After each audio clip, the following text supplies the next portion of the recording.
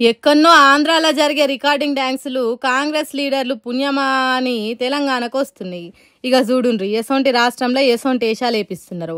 పువ్వులు పేర్చుకొని ముద్దుగా బతుకమ్మలాడే సంస్కృతి కలిగిన తెలంగాణలో రికార్డింగ్ డ్యాన్సులు ఆడించుడేంది? ఇదేనా మన కల్చరు? ఇట్లా చేసిన వాళ్ళకు బుద్ధి ఉండొచ్చునా?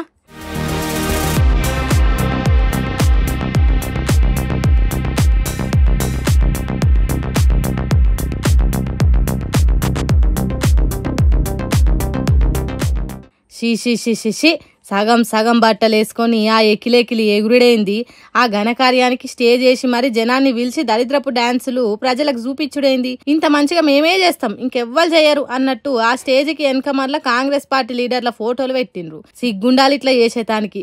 బుద్ధి లేనితనం కాకపోతే ఇదేంటిది? నల్గొండ జిల్లా అడవిదేవులపల్లి మండలం మిర్యాలగూడ అనే ఊర్లో పెట్టిన రికార్డింగ్ డాన్సులటి ఇవి. కాంగ్రెస్ పార్టీ పెద్దలు జానారెడ్డి వర్గం లీడర్లు పెట్టిండ్రట ఈ గలీజ్ డాన్సుల ప్రోగ్రాము. మరి పెద్దలు జానారెడ్డి అయినా చెప్పాలి కదా వాళ్ళకు.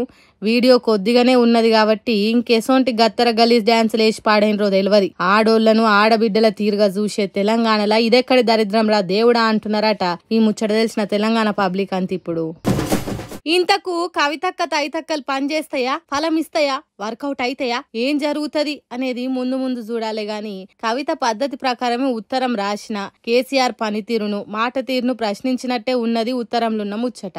కేసీఆర్ దేవుడు, మా నాయకుడు కేసీఆరే అని ఇప్పుడు అంటున్నది గాని ఉత్తరంలో మాత్రం కేసీఆర్ గౌరవం దెబ్బతినేటట్టు తన ఈగోను హట్ చేసినట్టు రాసింది. పార్టీ పెట్టినప్పటి నుంచి ఇప్పటిదాకా కేసీఆర్ పద్ధతి మార్చుకోమన్నోళ్ళు, ప్రజలకు దగ్గర కావాలని కేసీఆర్ కు ప్రత్యక్షంగానో పరోక్షంగానో చెప్పినోళ్ళు, సలహాలు ఇచ్చినోళ్ళు పార్టీల లేకుండా అయ్యిండ్రు.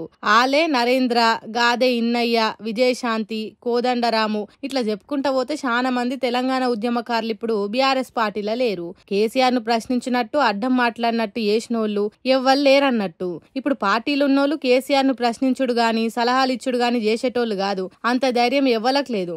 ఒకవేళ అట్లా చేస్తే ఏమైతుందో పార్టీకి దూరమైన వాళ్ళకు ఎక్కువ తెలిసుంటది. కానీ పార్టీలో ఎవ్వరు చేయని ధైర్యం కవిత చేసింది. మరి ఇప్పుడు కవితను పార్టీల నుంచి బయటికి పంపుతారా?